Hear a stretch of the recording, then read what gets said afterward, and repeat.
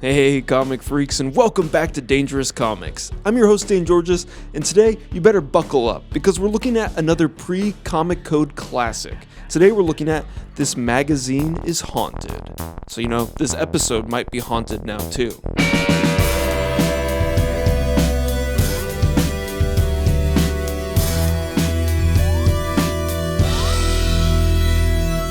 Now, This Magazine is Haunted has a really fascinating past. This collection that we're looking at was printed by Charlton Comics, and what we're looking at is issue 15 to 21, which was volume 3 in this series. But originally, This Magazine is Haunted was published by Fawcett Comics, and you might know Fawcett Comics as the original publisher of Captain Marvel, or Shazam as he's known today. And this comic was eventually bought by Charlton Comics when Fawcett Comics had to go out of business due to their lawsuit with DC Comics over Captain Marvel's similarities to Superman. So after Charlton bought the series, they continued the numbering with number 15. So 1 to 14 was all by Fawcett Comics, and it was known to be a highly regarded book, and I think that's why Charlton felt comfortable continuing the numbering. There was a built-in audience for this book, and this series differed a little bit from EC. It was known a little bit more for the eeriness and the horror, and not as much for the shock value. And Fawcett Comics also paid their artists better, so had really great talent on the book too. Not to say that this doesn't, but definitely kind of took a different turn as Charlton took it over. These end pages are from one of the first stories we'll look at, but they are by artist Sheldon Moldoff. And here we have some of the indicia. This volume originally came out in 2016 from PS Artbooks. They did a really great series of this. We've looked at another one of these on the channel when we looked at Weird Thrillers by Ziff Davis. And that was a really great collection as well. I'll have a link to that here, so be sure to check out this episode. But this collection definitely has a lot of notable artists in it. We've got a few called out here on the back. We've got Dick Giordano, Sheldon Moldoff, Bob McCarty, Steve Ditko, Bob Powell, and Seymour Moskowitz. And big call out here is Steve Ditko, because this is actually some of his very early work with Charlton. So hang on to see a little bit more Steve Ditko later. He's definitely very heavily featured in this series. Such a cool cover here for issue 15 by Dick Giordano. And we have this ghastly skeleton corpse breaking through the ceiling as this man is trying to plaster it up. And like the EC comics, This Magazine is Haunted also had a horror host of sorts, the host of this collection being Dr. Death. And something that's kind of interesting that we'll see as we continue here is that the Dr. Death design changes quite a bit. And later on, the series evolved a little bit after, like I said, this is pre-comic code, but they did continue it after the comic code. And in that, Steve Ditko actually redesigned the horror host. He no longer was Dr. Death and became Dr. Haunt, which I guess works with the title of the magazine. But Dr. Death was definitely a carryover of the original series. And we start with horror and duplicate, and that's where we got our end pages. So directly see how that was zoomed in, how they pulled that out. What's really interesting throughout this story, the story is all about how these duplicates from another world are reaching through this portal and grabbing our protagonists. And the way they do this is a really cool printing method where they do this kind of surprint. To do this surprint, you can actually see that the artist has left these little crosses to kind of show where the registration would go. So we can assume that this actual surprint of what's in this blue for that line art was actually a separate layer that had to be processed differently. So it wasn't actually part of the artwork. So interestingly, Sheldon Moldoff actually included these X's to kind of let the production people know where to put the overlay so it would line up correctly. Just interesting that it was actually needing to be included on the page and it wasn't like something that would be in the margins. And we see it throughout because this whole story involves those kind of characters, and you can just always see every time there's going to be an overlay, there's some kind of X or cross that's in the background. So just very interesting how that was included. But I'm a nerd for that kind of production stuff, but really interesting how it's even on this guy's head. It kind of gets sold a little bit like it's a textural thing. You could maybe sell that as that's just like a mark on that guy's face. So it doesn't really distract, but just kind of as you're seeing the pattern, it becomes apparent that that's what they're doing. But, this guy gets replaced and we see it in his eyes. But, more of the registration as this guy's getting pulled into the portal. Just really cool. Cool to see how they pulled off different printing methods.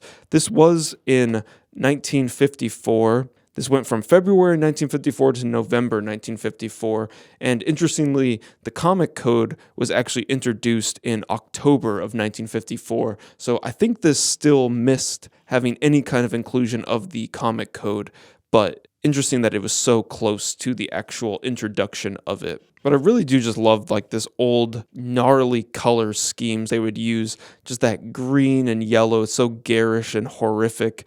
And just love how they're not always beholden to using natural colors. They're kind of more using these colors that just like evoke emotion. We get our cover story here, Corpse in the House by Bob McCarty, and this is about this guy who kills his rival and does it to take his girl back because the guy stole his girl first, and to dispose of his body, he puts it in the ceiling of the house, and they're both building this house together, and he's kind of like mocking him, and it drives him to throw him into the cement mixer and kill him, and more of that green coloring on the face, the purple, really selling that emotion throughout. And I think it kind of evokes the Edgar Allan Poe story of the telltale heart of the guy hearing the heartbeat after he killed him and put him in the floorboards. This guy killed him and put him in the ceiling and gets to the point where they are going to get married in the house, but then the corpse breaks through after his blood drips all over our protagonist's head and then breaks through and gives an accusational point toward our guy, damning him of the murder. We have some text piece stories, Legend of the Lost Lake. So really well-rounded issues. Man, some crazy colors in this Monsters of the Deep. Just those pinks, yellows, just really interesting color palette they're using here. It's about these guys going on an expedition underwater, and they are finding these monsters that eat humans, and when they do, they start to look like the people they eat. They have these really interesting tentacle arms with hands on the end of them, so kind of a cool design. We get the Forest of Death. This is also by McCarty. I think you can really tell his style through the way that he draws faces and expressions. But this is about this lumberjack that stole his coworker's money, and then he has to kill him so he won't report what he's done. He goes to the bar after killing him and sees this guy who looks just like the guy he killed, goes back to check on the body, and when he does, a tree lands on him. Little does he know that the guy he killed actually has a twin brother that's visiting, and that's who he saw at the bar. So it wasn't like a ghost or anything, it was actually his twin. We get to issue 16, and we already see, like I was saying, just the difference of Dr. Death just really changes how every artist draws him. Even can kind of see how Ditko was drawing him on the cover here. And another interpretation of him here. I think the biggest similarity is just that he always has these kind of exposed teeth and sunken eyes. We start with The Last Voyage of the Sea Witch, and that's by Shelley Maldoff. I really like how PS Artbooks is collecting these stories as well. There's some great texture in here. You can tell, especially around the words and the word balloons, that they have cleaned these up, like they are making the backgrounds of these word balloons more of a pure white so they're easy to read. There's sometimes a few artifacts that are left in the circle of the O or the enclosed letter shapes that you can kind of maybe see the original paper texture. So there's a little hint there that, things are getting cleaned up. The backgrounds are more the white of the page, but they're still really keeping a lot of those authentic elements of things being misaligned in the printing and just the texture that's in all the color. Next, we have The Evil Ministers, another look at Dr. Death. I like that one with the big sunken eyes. This story is by Bill Woolfolk. And it's about this photographer that he's taking pictures of these politicians, and every time he does, he sees their true forms, and they're like these ghastly aliens. And eventually, this is my favorite sequence of this story, is he realizes the woman he's been talking to is also one of them, and this 3-panel transformation is fantastic to that 4th panel where we just see the monster attacking him in silhouette. Really cool. And most stories, kind of like an EC thing, we often end the story with Dr. Death kind of giving us a little summary or the lesson learned. Another connecting piece with this magazine is Haunted that I was reading is that they had something called the Beyond that would be featured in a few of these different stories, where it's almost like this purgatory hellscape where vampires, ghouls, monsters all come from, and that beyond would be used in multiple stories. So really cool that that was kind of like its own story element that would be used writer to writer. We get a few short stories here with pet hate, and then Some Things Weren't Meant to Be Written, which is about this guy who dresses up like Abe Lincoln and then goes to like a staging of the assassination and ends up getting assassinated, ends up going into the booth and gets shot just like Abe Lincoln did. So, maybe there's a lesson there. Maybe don't dress up like Abe and go to the theater. I mean, why you gotta tempt the fates like that? Another look at a very different Dr. Death here where he almost just looks like a mummy, but I like that rendering of his skin, just the lines. Then this supernatural quiz, which is fun. We get all the answers written upside down. Also cool with all of these PS Artbooks, they are actually using a different paper stock. You can see there's a little bit of gloss and shine on there, so the covers all have that different paper stock, and then the interiors are on more of a newsprint-like paper. So really kind of gives you this full package as if you are reading this bound edition of actual comics, which I really appreciate. Now we get to issue 17, which features the cover that they used on the actual collection, and we get Steve Ditko here doing this awesome ominous creature looming over our two characters. I don't even think this is a story that's in the issue. It's just a fun visual that he did for them. When Ditko came over to Charlton, the first series he worked on was The Thing, and he worked on a few issues of that, but the next series that he started on was This Magazine is Haunted. So I think this is a really great view into what early Steve Ditko storytelling is like, and you can just see he's got the chops right from the get-go. You can tell that Charlton sees the potential in him because starting with this issue, he has a few stories in here, so you know that they were wanting to keep him busy and keep him producing stories for them. This is definitely my favorite story of the issue. But, before we go any further and check out this awesome Steve Ditko story,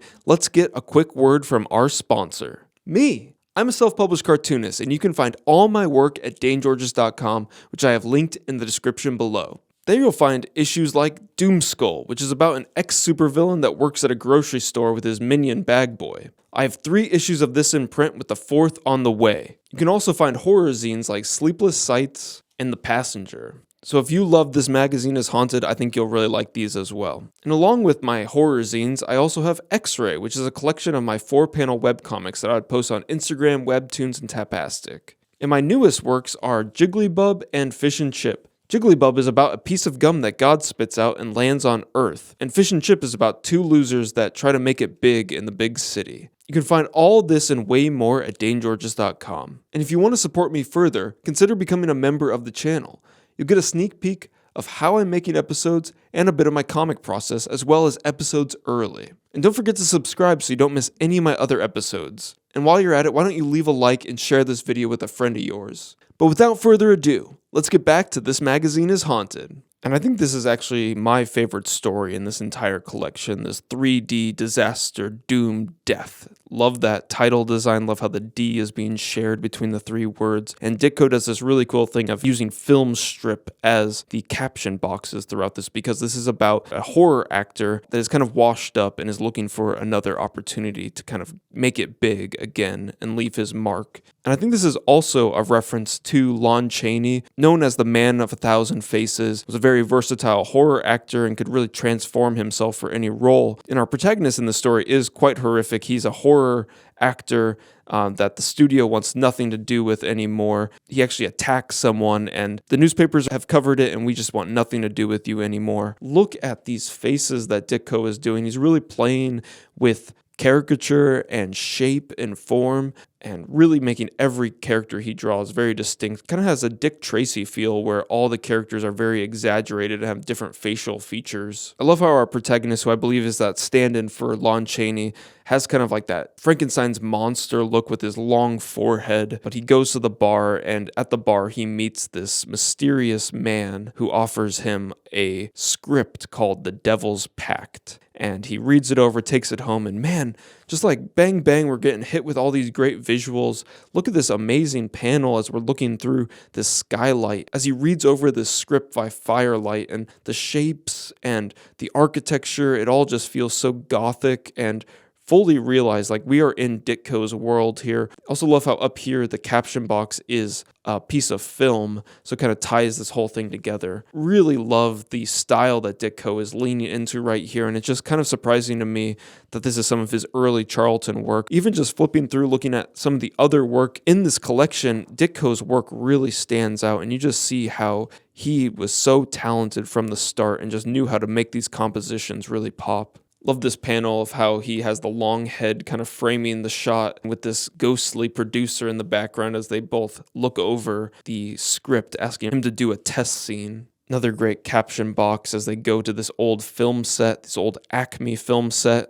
We start to see, this guy just appeared in our actor's house, and now all of a sudden they're at this set, and then all of a sudden they're even back at the office. And the producer's saying that he actually has wax figures of all these people, and they're not real, so, they're just going to do a test scene. But as he starts the scene, these figures come to life. I love this set dressing as we have, all these like crazy looking cameras pointed at them, and our guy lashes out and actually kills these film producer that kicked him off the set, and then even kills the other two people that come in. So he's just on this rampage, and we have an amazing final panel on this scene where our main character is just looking demented, and we hear cut as the scene cuts, and we flip and we see that our producer director is coming back in and sitting him down to view the test screen footage. I forgot to mention our main guy's name is Bruno Thor. So Bruno is kind of like thrown off of like how all this is happening so quickly. And it's even, I don't know where Ditko's leaning in on this, but it's actually a 3D film. I don't know if that was really big at this time either, but I do think it's interesting. He doesn't have to wear the 3D glasses to actually experience the 3D. But as he's watching, the blood pours out of the screen, and then the vision of himself actually comes through the screen and kills Bruno as well. So he dies by his own hand. And we see that this janitor is going back to the actual studio office, and they find all the dead bodies. And we see that our mysterious producer is one of the janitors as well. So kind of seeing that he did make that pact with the devil, and he should have been a little bit more wary of what he was signing up for. Just great storytelling, great composition. Love that just shot of his face in shadow. Love that shot of him coming out of the screen. Man, really great Steve Ditko work. I'm so blown away by this story. Next is Simple Wish, where we have this really fun like Cyclops slug alien design as it's crawling out of this volcano and then asking for help from all the humans. We have another Steve Ditko story here, Triple Header. This one is a little bit more unfortunate just in the way that it is depicting these tribesmen. I do think, as we read more of this book, you will see a little bit of that unfortunate showing of the times. There is a lot of like tribesmen that are kind of depicted as just savages. I think it's just kind of a reminder that this is from the 1950s. Something like this definitely wouldn't fly today, but also just a reminder of that we're really not that far away from this. So kind of good to ground ourselves in what was acceptable of the time, and what can we do better now. Another short story, and man, this is another Steve Ditko story. Like I was saying, they're trying to keep our guy busy. This is another really cool one, The Night People, and this one reminds me of a Twilight Zone episode. This is about these mannequins that come to life in the department store when everyone's gone. This guy comes in and he's going to steal all the jewelry out of this department store, but while he does, the actual mannequins come to life and tie him up, steal his blood, drink it, and they're like, wipe the blood off your face. It might arouse the suspicion of the cursed day people. So we have the night people are the mannequins that like live at night, and then the day people are us. Also just love the wild mannequin design that Steve Ditko's doing, like with those diamond eyes. Like I've never seen mannequins that look like that. I don't know what Steve Ditko is referencing, but it's quite horrific. But this robber then becomes a mannequin, and he gets pulled into the back room, and they're like, oh, like this body's okay, but the head is so ugly. So they chop his head off and throw it into the fire to melt down the wax. So this guy is like powerless to say anything, but he just thinks, no, as he's getting burned alive. Just a fun little short 4-page story from Steve Ditko, showing off on how many pages he's contributing to this issue. A few more short stories, one-off comics. Love the coloring here. Love just like this guy's demented face with the green, red, and blue. Really cool. Both You Must Believe Me and The Will to Kill are both drawn by Bob Powell. And here we also see how that title, The Will to Kill, is actually an overlay kind of done like it was in that first story, and we see that this also includes the crosses for the registration marks. But amazing facial expressions and acting. Love this transition from the headlights to the eyes to then the face being illuminated. Really great acting and the facial expressions from Bob Powell in this story. And then also just showing some really great rendering there of showing that car flip up and then be kind of crumpled up with that dead body. Just really great cartooning and drawing, and it feels very referenced and grounded in reality. And issue 18 has another Steve Ditko cover. Another look at Dr. Death, has some pretty crazy coloring on him with that shadow in purple and then his mouth in green. Man, this ad is so weird. This young boy got no nipples at all, so be careful, you'll get too big and you might lose your nips. In this first story, The Last Earl is what Steve Ditko was illustrating for the cover. There's a little bit of an interesting history with this story. The credit here is Schuster and Belfi, and from what I was reading, that is Joe Shuster, the co-creator of Superman. Different historians did some research into this and were finding a lot of discrepancies with this art style and not seeing all that many similarities to Joe Shuster's style. And it was later analyzed and discovered that this is actually the work of a ghost artist. The artist here is Bill Molno, who did a lot of work with Charlton as well. So wanted to give him a little bit of shine. Another really great Steve Ditko story, Bridegroom Come Back.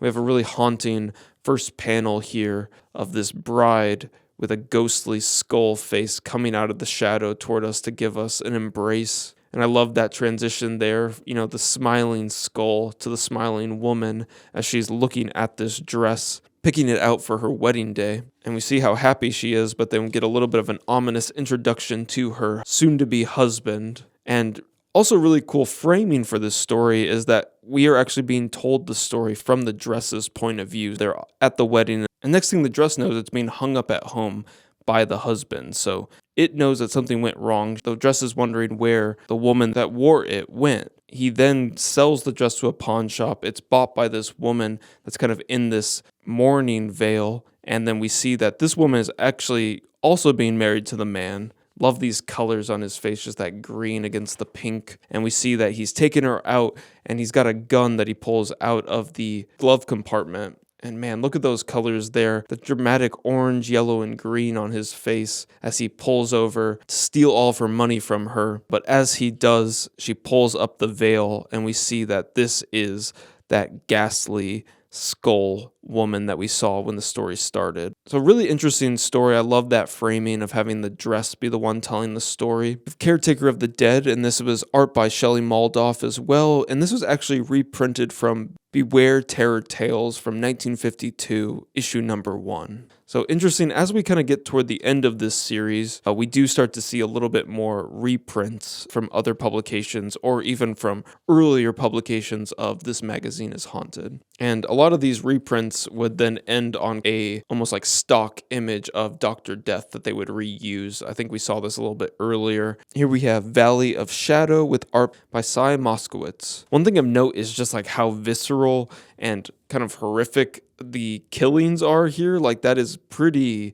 dark. Just that spear going through her neck. You can definitely tell there was no comic code on this issue. So they start off getting in this car crash, and then they run into these people in the jungle. We're kind of realizing later that they actually just died in the car crash and that everything else was kind of like them in purgatory almost. But we get another repeat of just that very horrific panel, but now she's got a piece of glass going through her neck instead of a spear. Issue 19 features another Steve Ditko cover, and we start with Where Do They Lurk? This is also with art by Bill Molno, with another credit for Joe Shuster. So more ghost work from Bill Molno. Then we have Final Payment, another story by Cy Moskowitz. And this is an interesting story where they kill this guy and they put him up to be a scarecrow, and then his scarecrow form actually kills these guys. Pretty tough panel of this guy staking this guy's eyeball with his scarecrow arm, and then using the full weight of the scarecrow body to actually like stake this guy through the heart. Doom of the Cheat. This is another Moskowitz story. I did read somewhere as well that people thought that there could potentially be a few parts in these Moskowitz stories where Steve Ditko might have done a little bit of ghosting, like as if they would have maybe passed some pages around. Not sure if I see that in any of these panels in particular, but just interesting how these guys were maybe ghosting other work or just trying to do as much as they could to make a paycheck. We have The Coffin Man, which is a story by Shelley Maldoff, and this is reprinted from issue 1 of This Magazine is Haunted. Get a more classic look at Dr. Death up there, kind of can see how he'd evolved from issue 1 to the current issues. There's some really good interactions between the characters and the acting. I love this panel as she's looking through like the frosted glass in this haunted house, looking into the basement. Really great expression, and I love the shadow of the window pane on her face. This panel here is actually pulled out for the final end page as well. Action here in motion as he's chasing after her. And here we have a panel that we will see used again, but one of the original like endings with Dr. Death kind of capping the story off. We make our way to issue 20 with a cover by Cy Moskowitz. And the Monument story here introduces another artist in the roster. This is actually done by Dick Ayers, who would do some Marvel work. So interesting, just the very different style that Ayers is bringing here. Look at that face, kind of warped and exaggerated. We have The Curse of the Odyssey. This is art by Steve Kirkle. Stand-in for Death. We see how this image of Dr. Death is used again. So definitely kind of using that as like stock imagery for this comic. And Stand-in for Death is another reprint from issue 1 of This Magazine is Haunted. And this is art by Bernard Bailey. So we kind of see as we're getting toward the end here, this was only going to issue 21. By these final issues, they were definitely kind of reaching back into the back catalogs and reusing some of the original stories that Fawcett printed. There's that panel again. So I don't know if truly all these stories in issue 1 ended on this, or if they did do some editing to bring this panel back. Before that last time they had the word balloon down here. Now it's up top. We have Quest of the Beyond, another story that's credited to Joe Shuster, meaning that it was actually drawn by Bill Molno. Really love this gigantic devil head and that green tongue as the car is just flying over the side of the mountain. And we get to our final issue, issue 21, imagery of a witch doctor drawn by Ditko. So more of what I was talking about, kind of leaning into that kind of unfortunate trope. And another new artist is introduced here. We have The Hitchhiker by Chick Stone. And Chick Stone would go on to ink a lot of Jack Kirby comics. So very cool to see how he drew outside of just inking other people's work. And has a very different interpretation of Dr. Death here. Tunnel of Terror by Cy Moskowitz. Interestingly, this